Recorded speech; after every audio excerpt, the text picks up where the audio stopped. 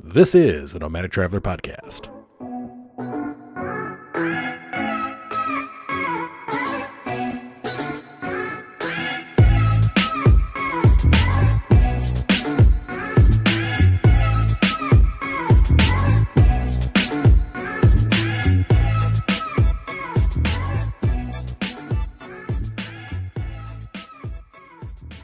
Welcome to Nomadic Traveler Podcast. I am your host, Jason, and our lovely and wonderful co-host who is here, as always, Miss Nicole. Hey, guys. How's it going?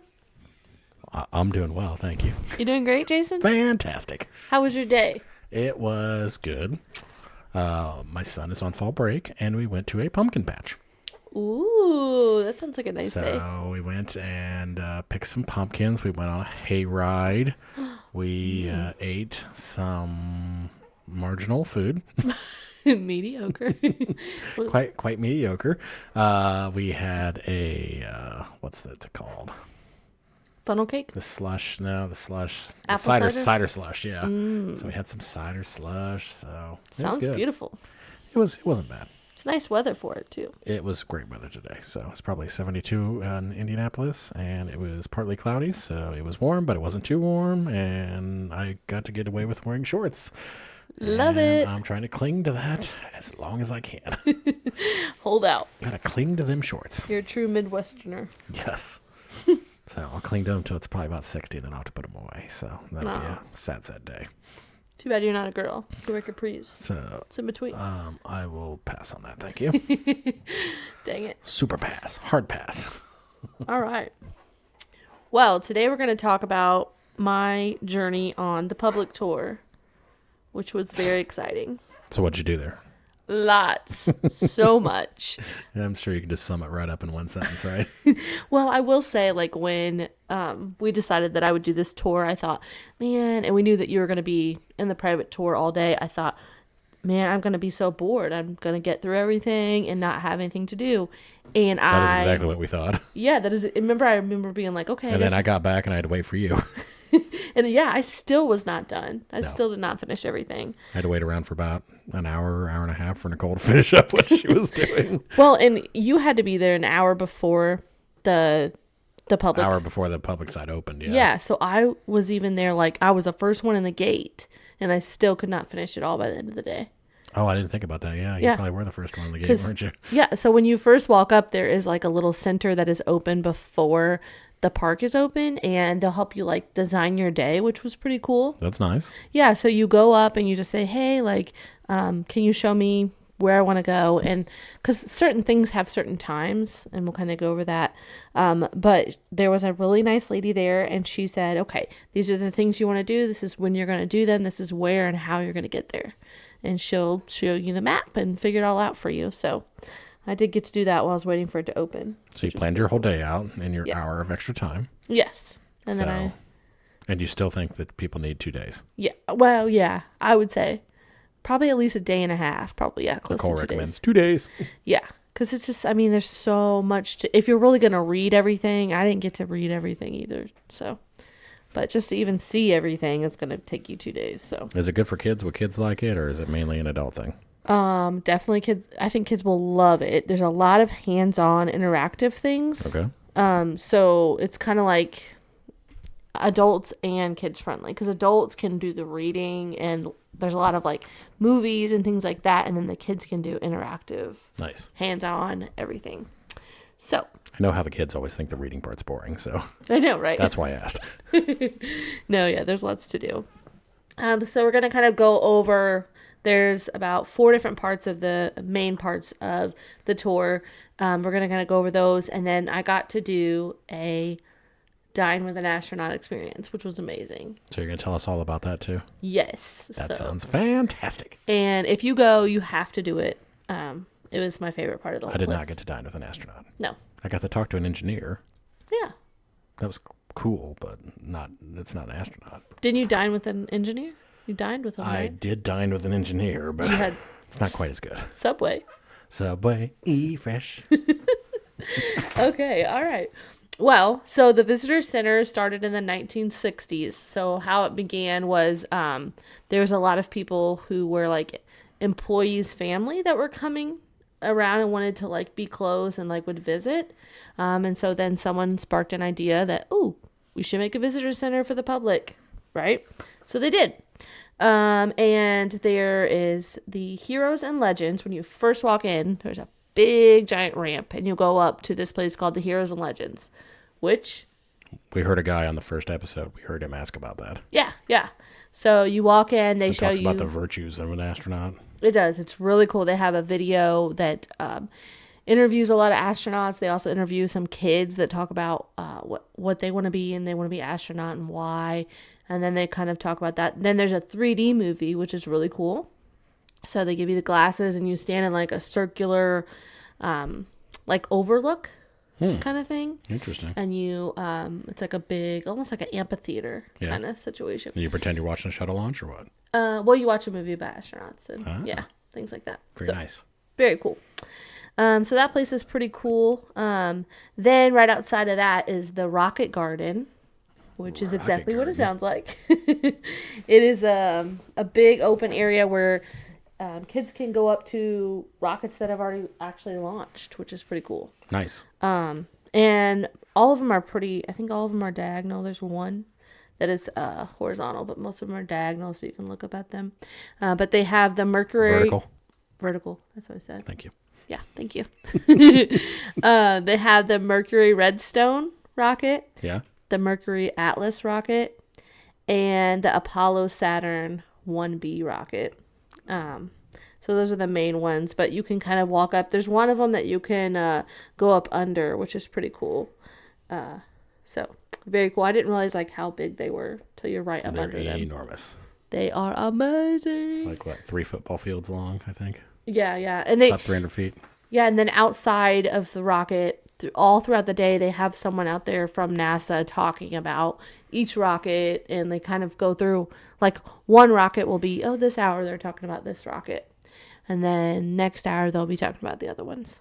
Cool. So that's kind of cool. You can learn more about those. And that was 1 football field, not 3 football fields. I apologize. I know I got that wrong.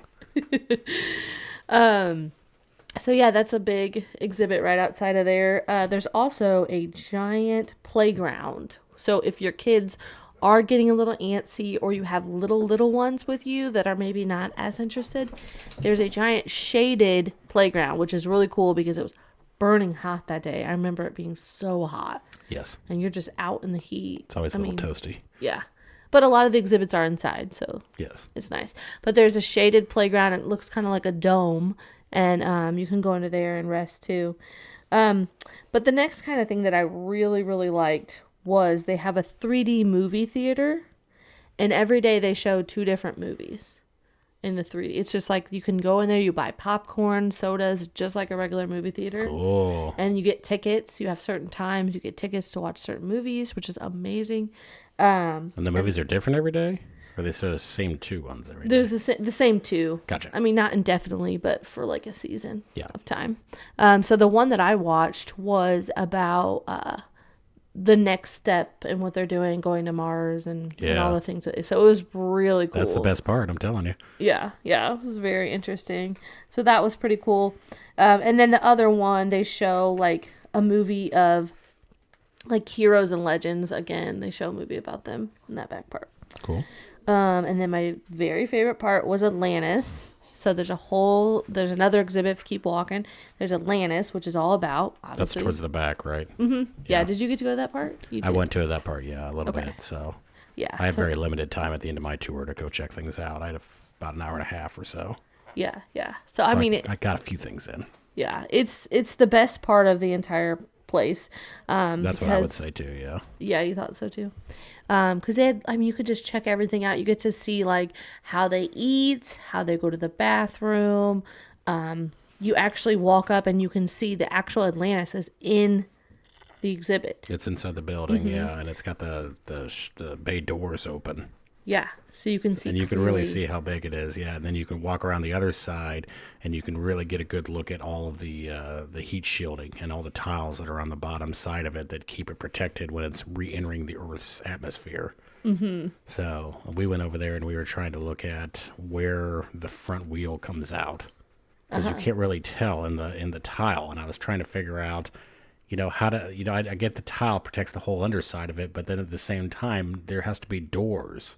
Yeah. So how do they protect the doors and then not have gaps in the tile where there's like heat getting in between and going around, where the wheels would come out and stuff. So I don't know. That was one of the things I found kind of interesting. I thought it was cool that like you could see where certain tiles were messed up, like where, Yeah. and it was cool that they left it like that. Yeah.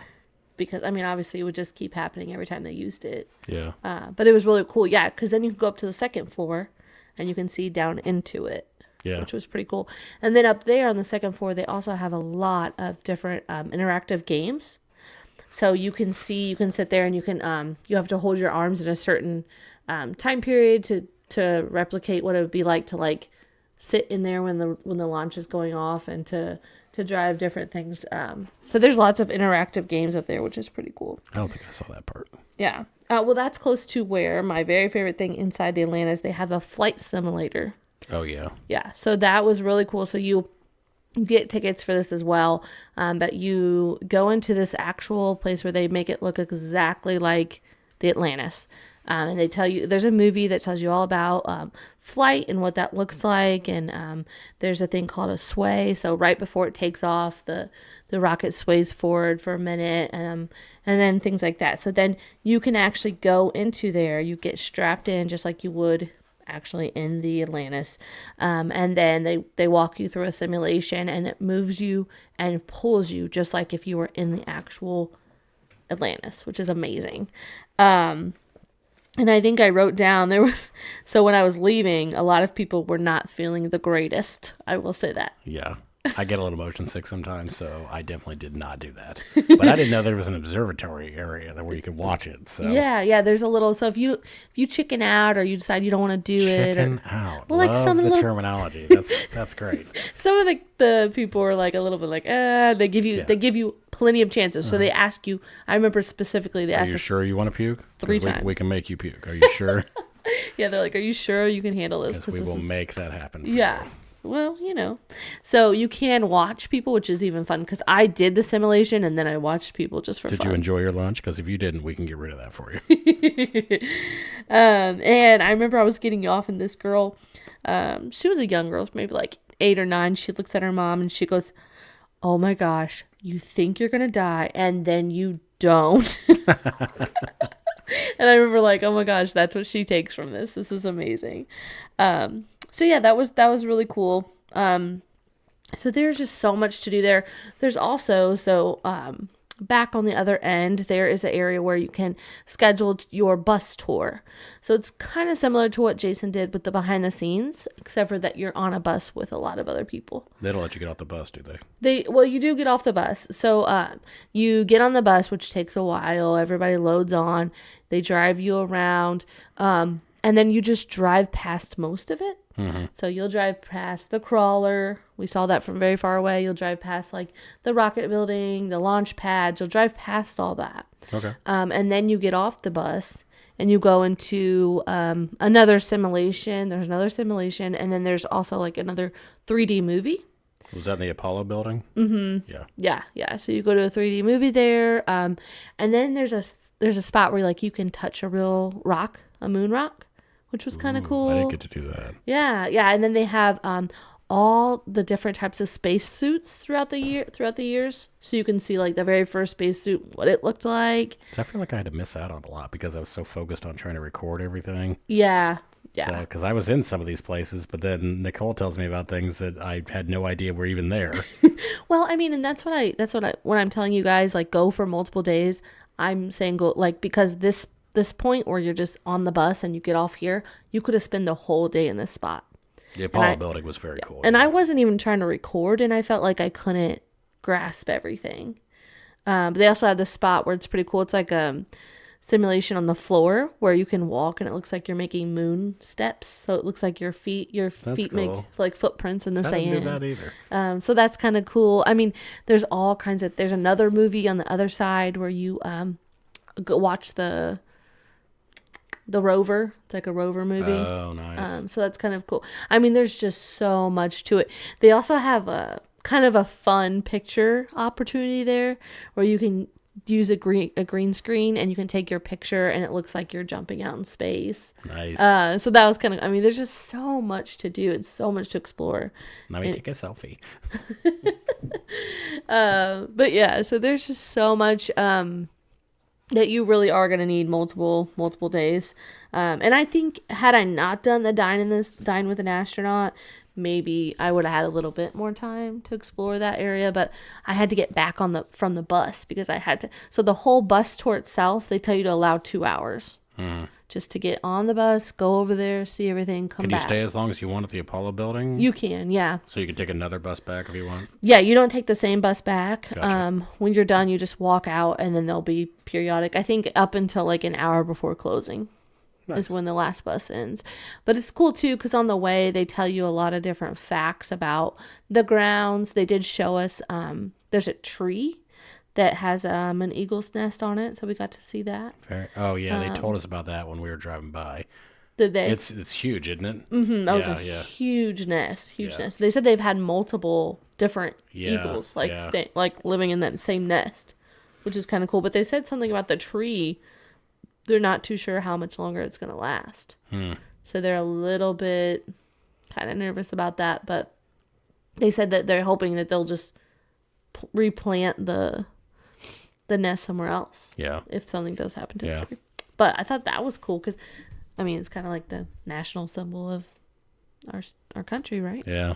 So, I'm surprised that all these things all survive hurricanes, too. Because there's been hurricanes through there. And you'd think that it would take the nest out. Yeah. So that's true. So eagles can build nests that can withstand hurricanes, but we can't build houses that can withstand hurricanes.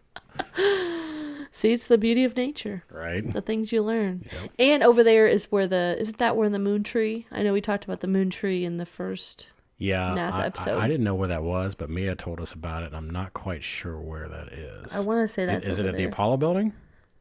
Or is it back at the Kennedy Space Center? I think it's at the Apollo building. Oh, okay. Because I think she mentioned something about it on the bus, too.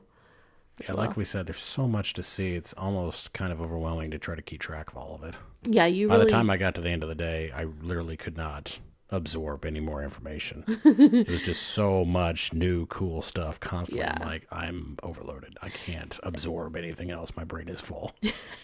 Yeah, they also have, I mean, there's a whole bunch more stuff that I didn't get to explore. There's a middle section that is just for like older children who are exploring becoming an astronaut. Nice. So they have like day camps. They have summer week camps where you can go and learn how to be an astronaut, things like that. That's what my son says he wants to do when he grows up. He says he's going to be an astronaut. Oh, there you go. Send him there. Send him to the space camp. So we're going to hook him up. Yeah. You can go there, send him there, and then you go to the beach for the day. Right. Yes. Sound good? Yes. Okay. Yeah, so that's about it. I don't want to go into too much detail on all those things because I want you to go there and I want you to explore it because it's beautiful. It's really fun. And I think anyone is going to enjoy that. I think any age. Are you going to go into detail on Dine with an Astronaut? Because that's what we all want to hear about. I am. Even though I do want you to go there and explore that too because that was fun. And everyone should do it. But yeah, so now we're going to talk about Dine with the Astronaut. Sweet. So you can purchase a ticket to Dine with the Astronaut at the beginning of the day, and it is only $25, which is amazing because you get an amazing meal.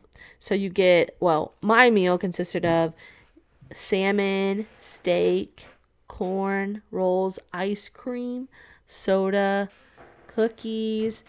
It's like a whole buffet. It is amazing. It's so good. So you walk in and it's kind of set up like a wedding.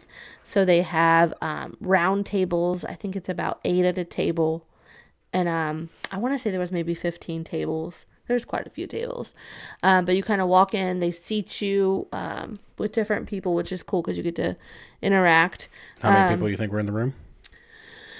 150?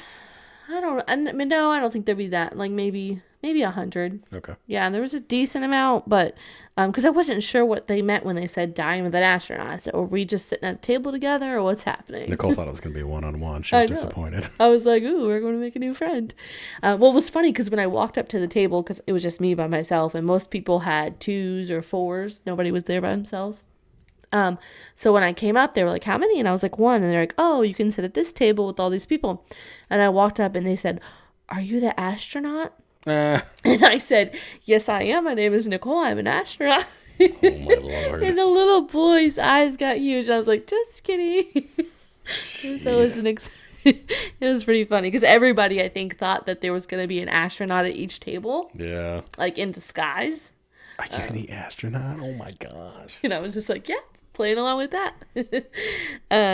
But even if you don't enjoy the astronaut experience, which you would, just the food alone, you're going to spend that much maybe buying food for lunch anyways. It's amazing food. I remember texting Jason and be like, I'm eating steak right now. Yeah. And I was like, I'm eating cold Subway. And I was like, this is amazing. I had to pre-order my Subway, by the way. So I had to pre-order it. And you're competing with everybody else. So we ate with all of the engineers. They all eat in this like commissary area that has Subway and Chipotle, I believe is the other thing. Oh. So they have these 2 restaurants in there where you can bring like a sack lunch. And so we're competing with all the other people. And so we're there at noon, as well as all the engineers are all there at noon.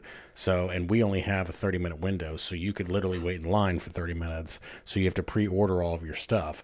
All of the pickup times for like noon were taken, 11:45 were taken, 11:30. So I had to pre-order my sandwich for 11 and have my sandwich made, and it just sat there till we got there. Oh no! So my sandwich was like a steak and cheese. So it was a hot sandwich, but it wasn't. Ew. It wasn't hot when I got it. So then Nicole's like, "Oh, eating all this real good food." I'm like, "That must be nice." I was like, "I'm eating salmon." I said, "I'm basically at a wedding." Right. That's really what it felt like. It Yeah. felt like you were at a wedding. So it was Nicole amazing. went to an astronaut wedding. Dang, I didn't marry an astronaut though. No, unfortunately. maybe next time. We'll see. He's a little old. You could always work on it. So you kind of enjoy most of your meal, sit there for a little while, and then the astronaut will come in, and they have 2 large screens. He usually he has like a slideshow of different pictures and things like that, and then he just kind of talks about his journey, how he became an astronaut, all of those things, and at the end you can kind of do some question and answers. Do you know who the astronaut was? I did not write down his name, unfortunately. Son of a... I know. I have a picture of him. Man, our reporting skills are horrible, man. I didn't catch half the people's name on my tour either. I probably did write it down somewhere. I just don't have it. But I do have a picture with him. Was it Harrison Schmitt? No. But I will post a picture of him, and if you can name him, I will send you a prize. We'll send you a bumper sticker. Yeah. Something amazing. Because I don't remember his name. I definitely could figure it out, but he was amazing. Yeah, so then at the end you could ask a lot of questions, so that was pretty cool. But I'm just going to kind of go over a little bit of what he talked about. So he wasn't originally an astronaut. He was actually... Truck driver? No. Worked at Chipotle. Yes. No, just kidding. He actually worked on telescopes. So that was kind of like his big thing, was just like exploring with telescopes. That was like what his dream was. And he worked for a company that made telescopes or what? Yeah. Cool. And That's he cool. designed them. And so he never even thought about becoming an astronaut because he thought, that's beyond me. I'm not smart enough for that, blah, blah, blah. Well, so then he started a new telescope that could actually track the data of the sun. Which is something that they were really interested in at that time period. So NASA contacted him and was like, hey, do you mind to be a guest and go on up there and track the sun? And of course he was like, yes, I would love to. So he went to the space station? Yes. Cool. So he said he had to train, like he had to physically train his body because he wasn't in enough shape to go to space. He was like quarantined for a week before they left. So he said that was really hard because he likes to get out and things like that. He also talked about like the before launch press conference. So he said it's really interesting because he didn't feel like he was an astronaut. He felt like he was just kind of like an add-on. And so he said like the press conference felt really weird because he felt really happy to be up there with all the people that had been to space before and were really knowledgeable, but he felt like he couldn't answer any questions at the time because he had never been. He didn't know. So He then worked to help NASA explain space flight and things like that to new astronauts afterwards, but before he just felt really weird about it. So his telescope was featured, and they actually were doing research about why the surface of the sun is not as hot as about like 30 feet out from the sun. So they were interested in that, like how the surface was a little bit cooler, and they didn't know why. He said actually they still don't really know why. So they didn't learn everything that they wanted to learn. But he talked a lot about the food up there. He talked about that was one of his jobs, was to make everybody's food every day. Interesting. Because he said they made him into the cook. Yes, he said he felt like he needed to do that to be appreciative of the fact that he got to go. So he showed us a cool video of how you make the food. So there's like footholes on the floor, and you have to stick your feet in the footholes while you're preparing everything. So you're preparing, don't float away. Yeah, you're preparing the tray, you're getting everything locked down, and then you stick it basically in a microwave. It's kind of like a microwave. Everything in your space microwave. Yeah, yep. Love it. Yeah, he said the food was not quite as amazing as you might imagine. So what? It wasn't like your astronaut wedding. Yeah, I know. Wasn't like that. No astronaut wedding. Do they have salmon in space? Ooh, I don't know. They might now with those food agriculture and all these things going on. Yeah, so that was interesting. Someone asked him about like how do they replenish their water while up there, and I thought it was kind of interesting. They talked about. Take a leak. Huh? They just take a leak. Yeah, they do actually. He said they capture water through sweat, pee, and then when you breathe, you exhale. Exhalation. Yeah, you exhale water. Yep. So that's actually how they recapture their water and reuse it. I thought that was amazing. I would have never known that. So do you put out as much water as you take in? Because your body probably uses some of it, doesn't it? Yeah, it uses some of it. And so they have some supply. I wonder what the percentage is. Yeah, I don't know. So I wonder if you intake, I wonder if you or put out whatever, like say 46% or something like that. Because I'm sure they probably know at NASA. Yeah. They probably know what the number is. Well, it probably fluctuates based on like what you're doing. So if you're working more, you're going to be sweating more. You might. Yeah, but then they're recapturing that, though. That's what I'm saying. I wonder how much comes out of your body, because if the sweat comes off you, and then if they're able to recapture all that.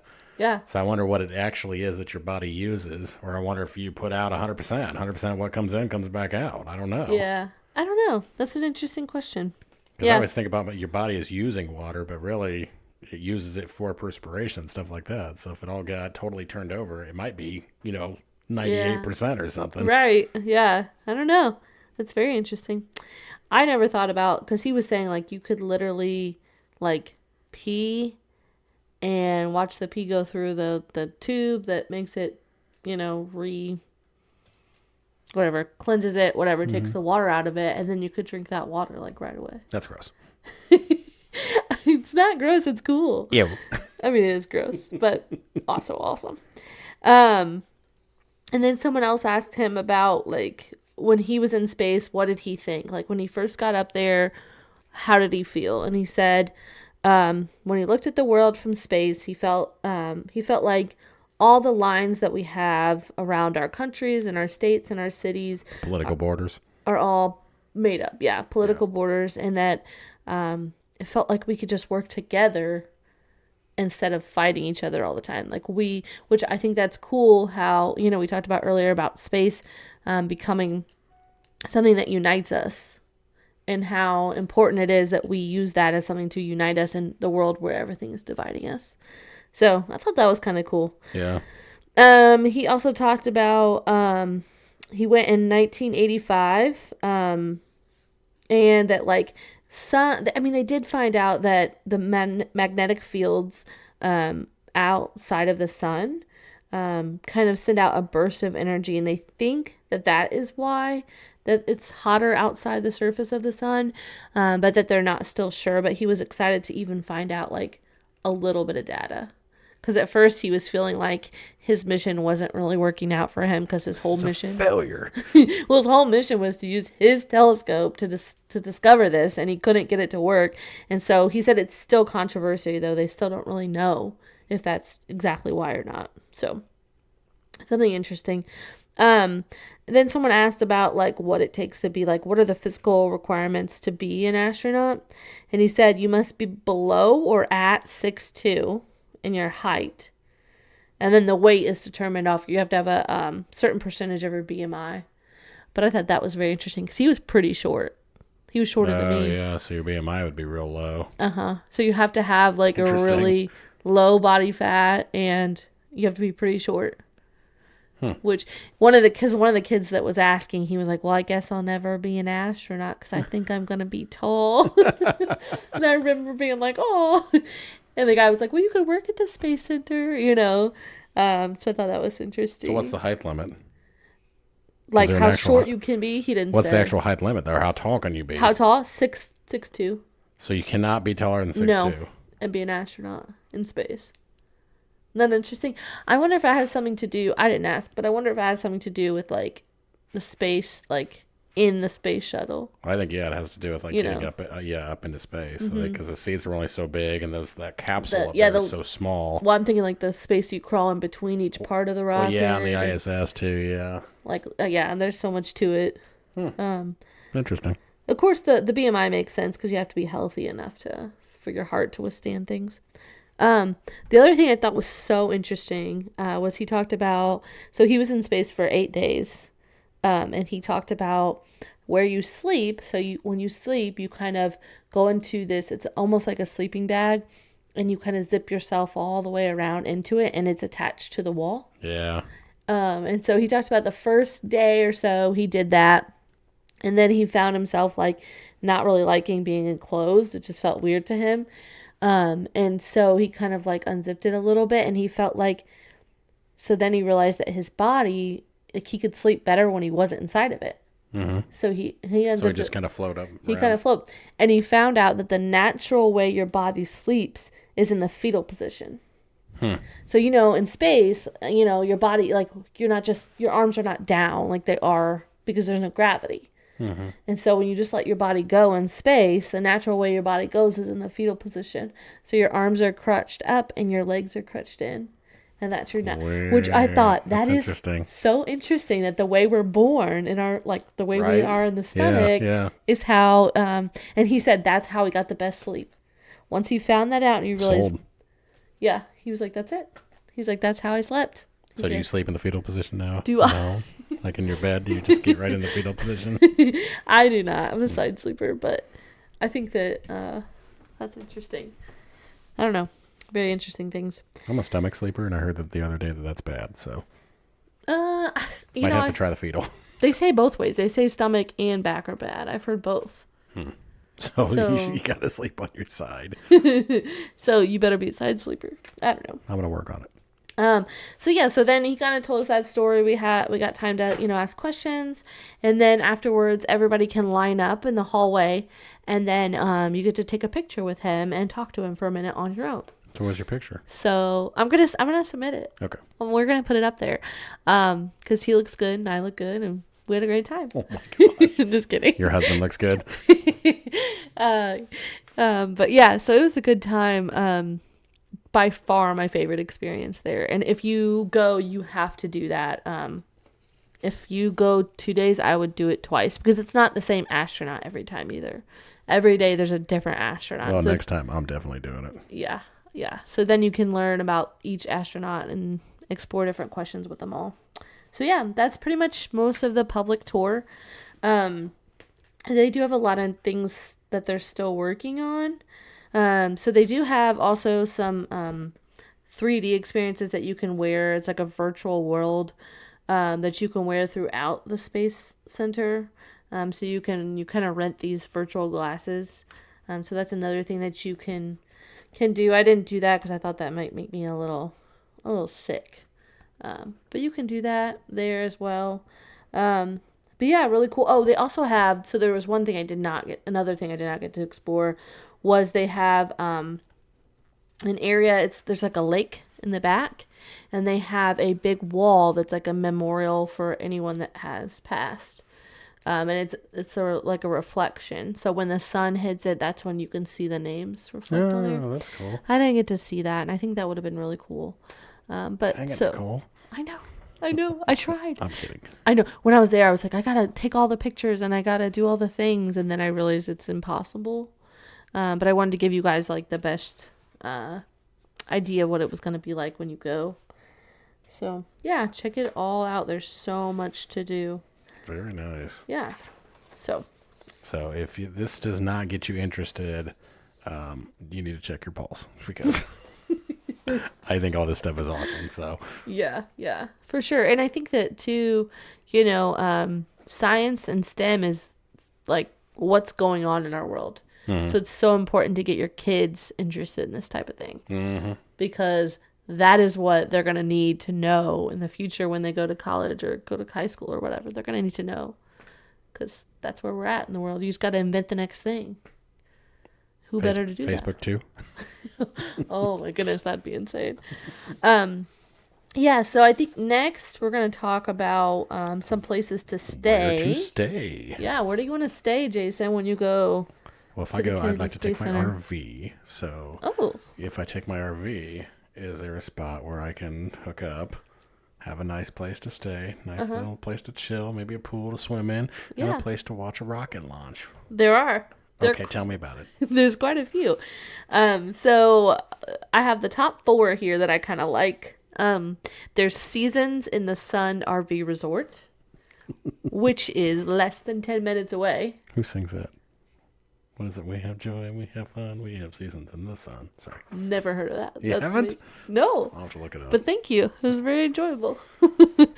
I'm sure somebody knows what I'm talking about. Yeah, write us if you do. Crickets. Oh. Just kidding. So they have different pricing throughout the year. So from May all the way till October 31st, it's $45 to $55 a night, which is not bad at all. And then November to April 30th, it's $50 to $65 a night. So to stay really, really close and still get to take your RV sounds amazing, and inexpensive. I'm in. Yeah, they also have, they have 2 pools. They have a regular pool. They have a lap pool. They have a spa. They have tennis courts, pet friendly, dog run. I mean, nice. The whole shebang. See, look at that. You can have a whole vacation plus get to see a rocket launch. I know, right? And that's not even have to be uncomfortable at all. You can have salmon. You can salmon. Go swimming. You can do all the things. That sounds amazing. By the way, the Seasons of the Sun song is by Terry Jacks. Okay. So the next one I like is called Indian River RV Park. I did the Eat Fresh thing. Oh, you did. Subway Eat Fresh. You know what I haven't done in a long time? What? What was it I used to say? Eat Fresh. That was good. No, what was it I used to sing? Oh, we just bought a camper. We just bought a camper. It's on that in a long time. We just went to NASA. There you go. Look at that. Okay. Good job. So Indian River, back to that. They have nightly, weekly, and monthly rates. So you can go there for a whole week, stay for a night, whatever you want. The nightly rate is $50 to $65 a night. Not bad. Weekly is $300 to $450, which is not bad. Which is still either. pretty reasonable, honestly. Yeah, because if you think about a hotel for a night, is like $100 or more. Did they have weekly rates for Seasons of the Sun? They did not. No, Gotcha. They're just nightly. So yeah, they do $300 to $400 for weekly, and then $500 to $650 for monthly. So that's really cool. Especially if you wanted to go down there. $450 for a weekly or $500 for a monthly. Isn't that crazy? Well, it's a range. Yeah. So you could be paying up to $6. I think it depends on your if you want 30 amp or 40 amp. Yeah. Pull through, you know. Still, it's really not too bad. Yeah. No, not at all. So snowbirds, if you're looking for your new snowbirding spot and you want to be able to watch, what is it, SpaceX launch rockets, because they're launching lots of them right now. Yeah. SpaceX now has the rockets that can land themselves. I think you were telling me that. So they go up, they go into space, they come back down, they land on a pad, and then they take them back and they can reuse them. They refurbish them and use the same rocket again. That blows my mind. Yeah. That blows. So that's what I want to mind. see. I want to see one of them come back down and land on the pad. So I think they still have them landing in the ocean, but they say they can land on land. But they have them land in the ocean on a big giant carrier or something like that, just in case something went wrong. It's out in the ocean. That's But amazing. it could come down and land on like the pad on land, like somewhere at NASA. Wow. Genius. I'm sold. Sold.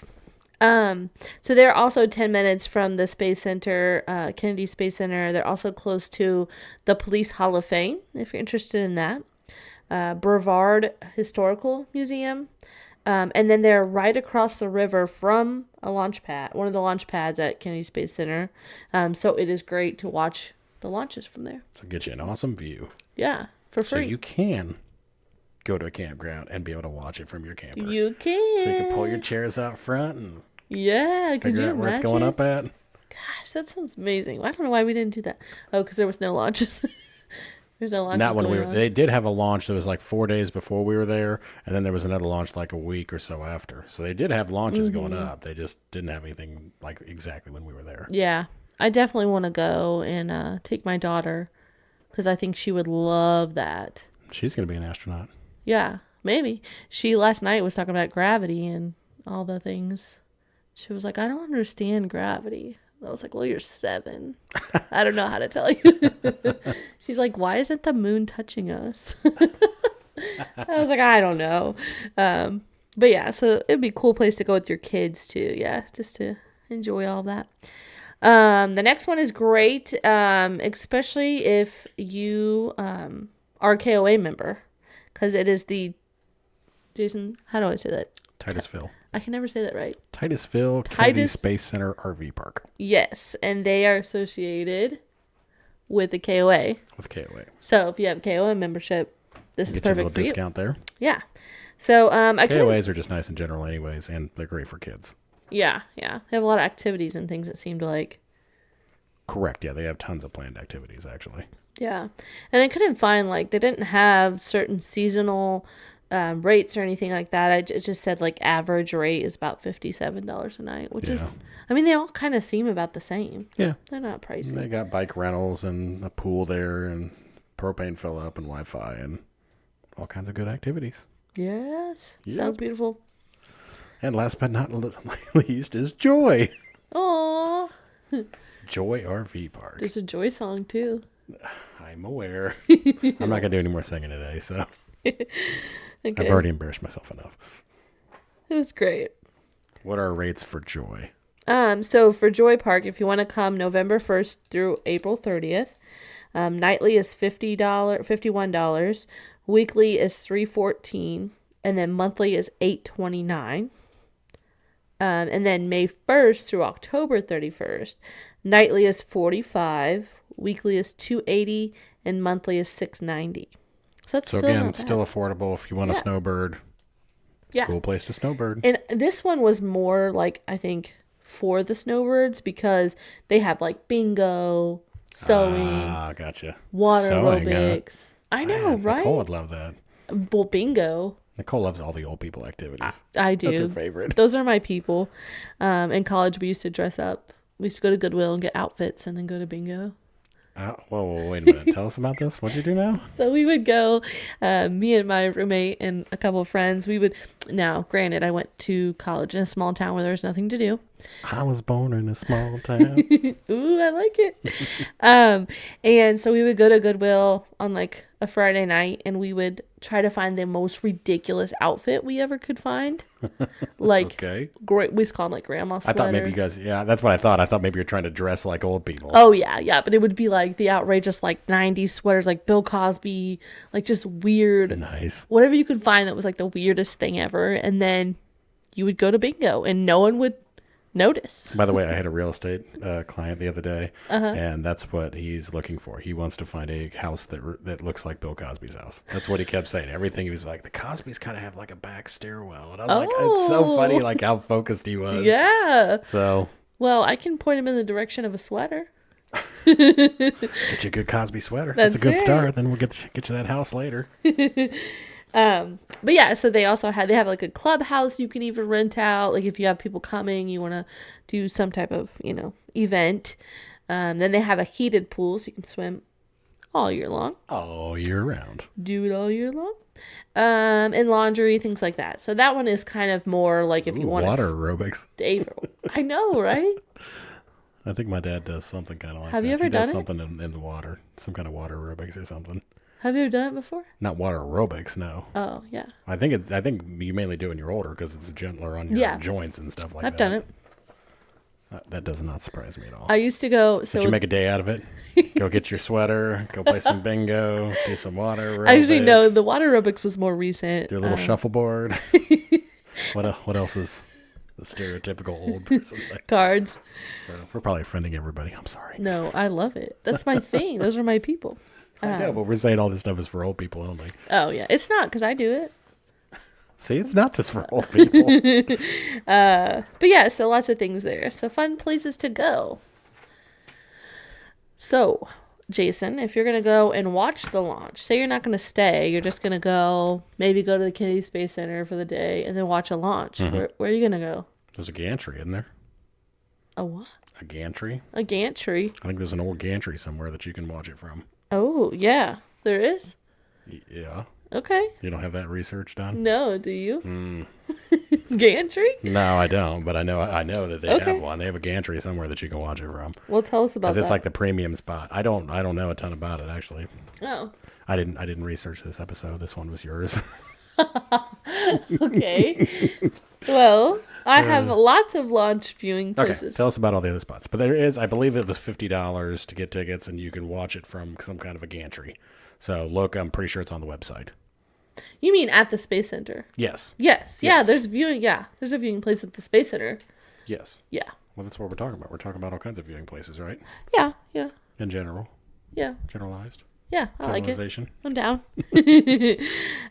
Yeah. So no, there are lots and lots of places, obviously, that you can go.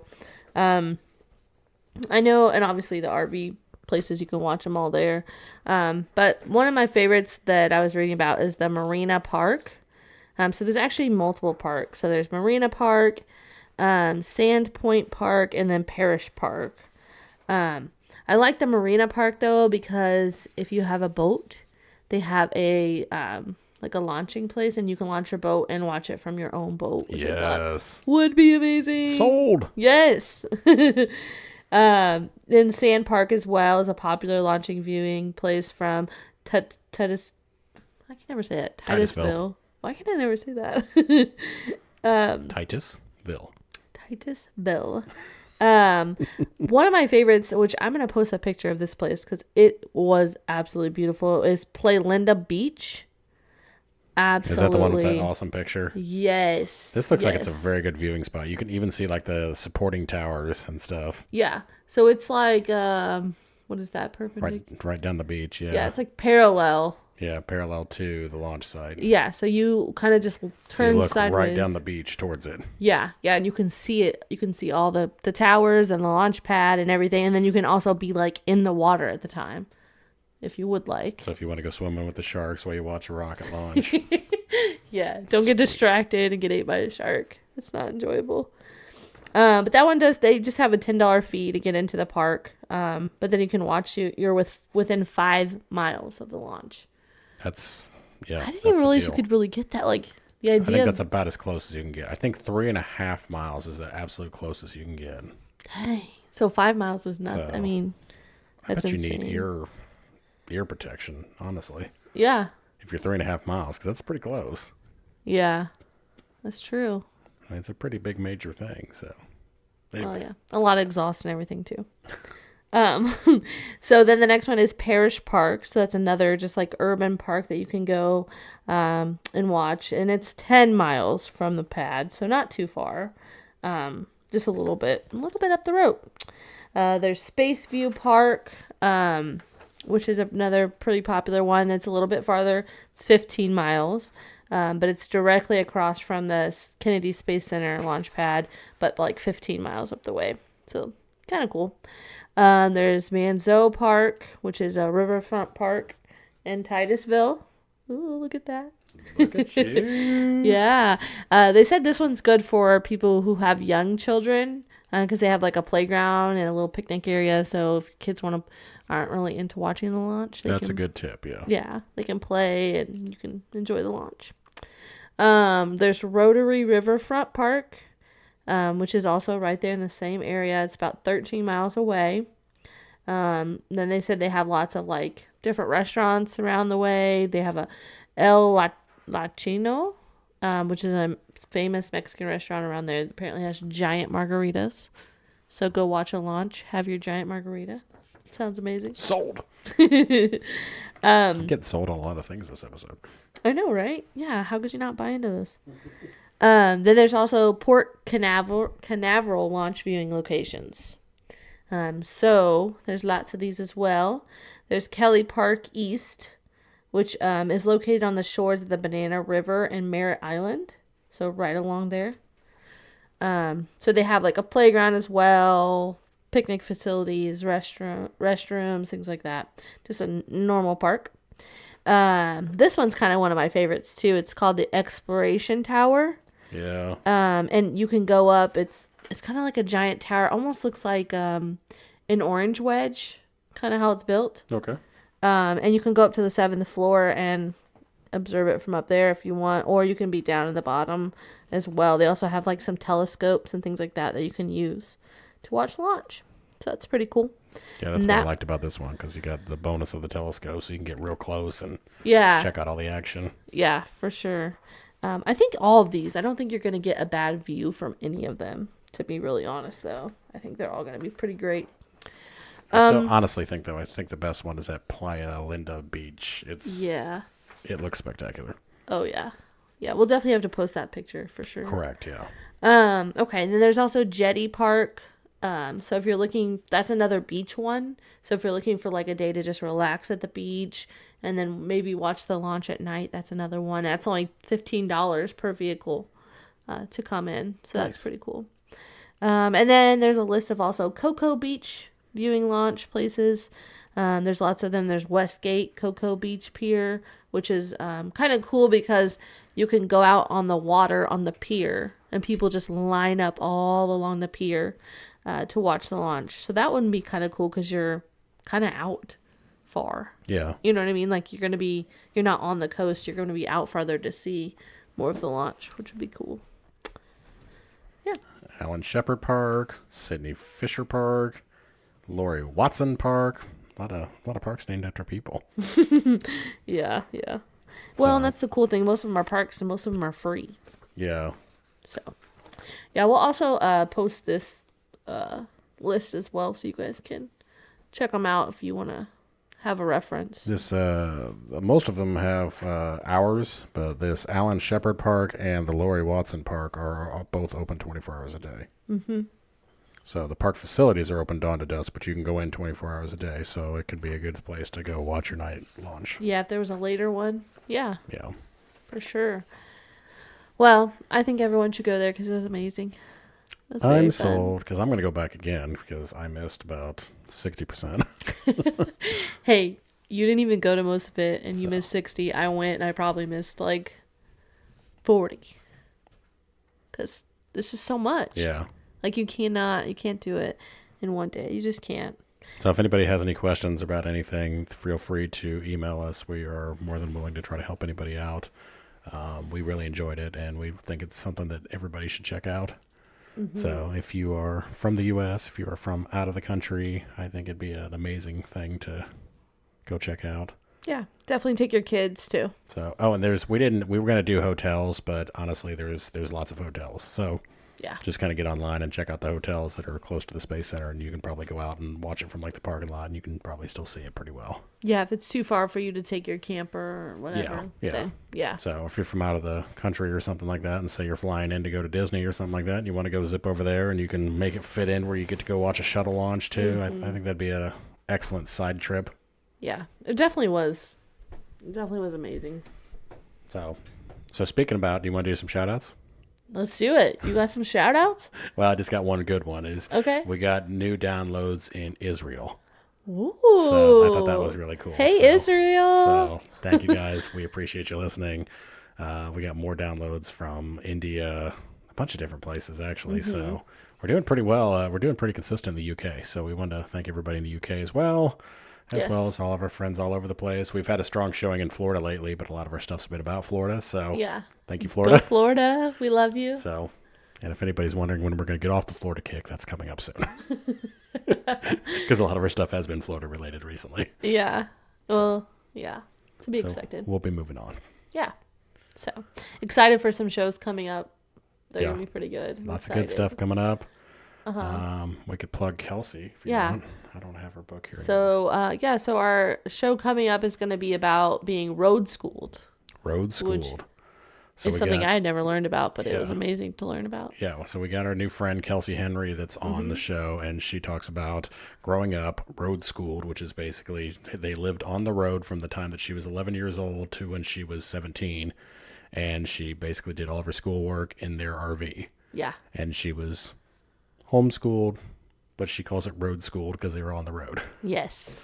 So she's got an excellent book. She's got coloring books. She's a songwriter. She's got songs and albums available on iTunes. She's got a ton of stuff. Yeah, so laughter yoga instructor. Yoga, if you want to learn what that is, check out the next episode. Tune in to the Growing Up Road School show, and we'll tell you what laughter yoga is, and what a Pinterest consultant is. Well, and I think too, she just offers like such a good perspective.